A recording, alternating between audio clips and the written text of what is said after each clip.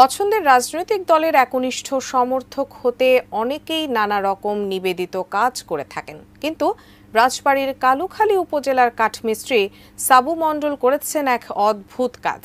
প্রিয় দল বিএনপিকে ভালোবেসে ১৬ বছর ধরে চুল কাটেননি সাবু। সাংসারিক মনোমালিন্যের মধ্যেও প্রতিজ্ঞা, দল সরকার গঠন করলেই তবেই কাটবেন চুল।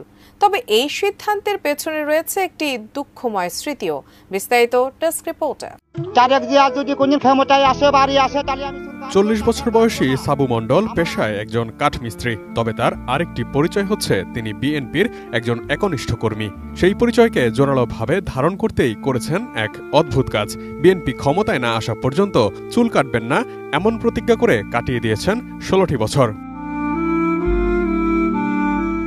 স্থানীয় সূত্রে জানা গেছে ২০০৮ সালে নবম জাতীয় সংসদ নির্বাচনে বিএনপির পরাজয়ের পর বিএনপি সমর্থক